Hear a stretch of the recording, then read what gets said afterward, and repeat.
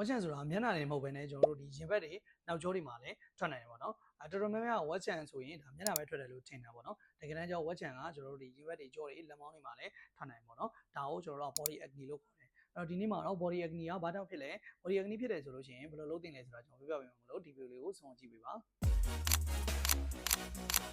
Dr. Nay, your trusted general practitioner. အဲ့တော့ body acne ဆိုတာဘာလဲပေါ့နော်အဲ့တော့ခန္ဓာကိုယ်ဝက်ချံကဘာကြောင့်ထွက်တာလဲပေါ့သူကမျက်နှာလိုပဲပေါ့နော်နံပါတ်1ကတော့အဆီထွက်များလို့ဖြစ်တာအဲ့တော့ခန္ဓာကိုယ်ကအဆီထွက်များတယ်ချွေးထွက်များတယ်ဆိုလို့ရှိရင်ဒီဝက်ချံဖြစ်ဖို့ chance များတယ်ပေါ့နော်ဒုတိယအဆင့်အနေနဲ့ဒီအဆီထွက်များတယ်ချွေးထွက်များတယ်ဆိုလို့ရှိရင်သူကချွေးပေါက်အဆီပေါက်လေးတွေပိတ်သွားနိုင်တယ်အဲ့တော့ဖုံတွေသဲတွေအညစ်အကြေးတွေနဲ့ကျွန်တော်တို့အဆီပေါက်လေးတွေပိတ်သွားတဲ့အချိန်မှာအဆီကအပြင်ထွက်များပဲနဲ့ရေပြောင်းမှာဆုလာပြီးတော့အဆီဖို့အဆီခဲလေးတွေစဖြစ်တယ်ပေါ့နော်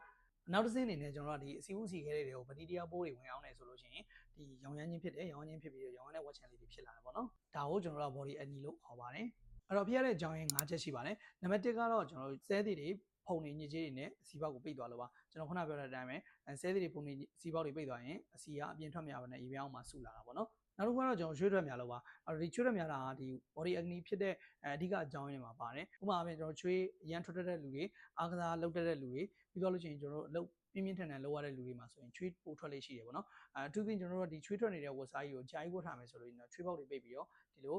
ဝက်ချန်တွေဖြစ်နိုင်ပါတယ်နောက်နံပါတ်3ချက်ကတော့ကျွန်တော်တို့ဝက်စားချက်တွေဝတ်တာပါဝက်စားချက်တွေဝတ်တော့ဒီပုတ်တိုင်းမှုကြောင့်မလို့ရောင်ရမ်းခြင်းဖြစ်ပြီးတော့ဒီဝက်ချန်ကိုပိုဆိုးစေနိုင်ပါတယ်နောက်ဆိုတော့ချက်ကတော့ကျွန်တော်တို့ဒီ hair care product တွေပေါ့နော် hair care product တွေဆိုရင်ဥပမာအပြင်ကျွန်တော်တို့ဒီ hair oil တွေပေါ့နော်အုံးစီတွေအစီတွေနောက် hair conditioner တွေဒါတွေကကျွန်တော်တို့ခန္ဓာကိုယ်ပေါ်မှာကျန်ခဲ့တယ်ဆိုလို့ရှိရင်ဒီအစီဘူးဝက်ချန်ဖြစ်ဖို့ chance များတယ်နောက်တစ်ခုကတော့ body lotion ပေါ့နော် body lotion တွေဟာအရန်ပြည့်တဲ့ body lotion တွေသုံးတယ်ဆိုလို့ရှိရင်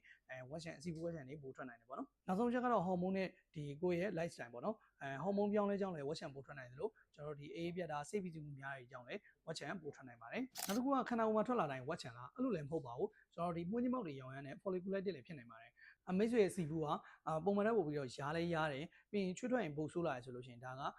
ပုံမှန်ဝက်ချန်ပုံပဲနဲ့တခြားစီကလန်းရောင်ရမ်းတဲ့ဒီယောဂါတွေတချို့ဆိုရင်အစီကလင်းနှင်းကူနဲ့ဆက်ဆက်တဲ့ယောဂါတွေလည်းဖြစ်နိုင်ပါတယ်ဘယ်လိုကာကွယ်ကြမလဲပေါ့နံပါတ်1ကတော့ကျွန်တော်တို့ဒီချွေးထွက်ပြီးတိုင်း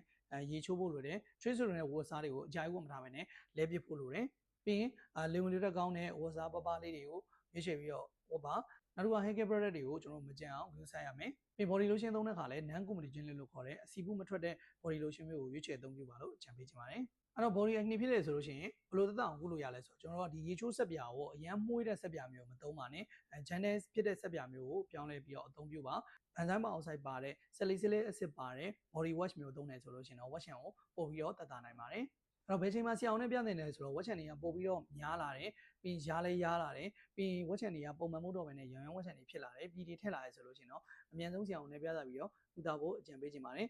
အဲ့တော့ခန္ဓာကိုယ်ဝက်ချန်ကလည်းမျက်နှာမှာပေါက်တဲ့ဝက်ချန်လိုပဲတေချာစနစ်တကျကုမယ်ဆိုလို့ရှိရင်သက်သာပြောင်းမြင်နိုင်ပါတယ်ဟုတ်ကဲ့ပါကျွန်တော်ခုပြပြပေးတဲ့အကြောင်းအရာလေးမိတ်ဆွေတွေအကျိုးရှိဆိုရင် like and share လေးလုပ်ပေးသွားပါနောက်တော့ဝက်ချန်နဲ့ပတ်သက်ပြီးသိလိုတာရှိရဆိုလို့ရှိရင်တော့ comment မှာပေးခဲ့လို့ရပါတယ်ဒီလိုမျိုးအလှပရရနဲ့ပတ်သက်တဲ့ဘူးသူရတွေသိရှိလို့ရဆိုရင်တော့ဒီ account လေးကို follow ထားဖို့လည်းမေ့ပါနဲ့เนาะအားလုံးကျေးဇူးတင်ပါတယ်နောက်ဗီဒီယိုတွေမှာပြန်လည်ဆုံတွေ့ပါမယ် Oraderm Clinic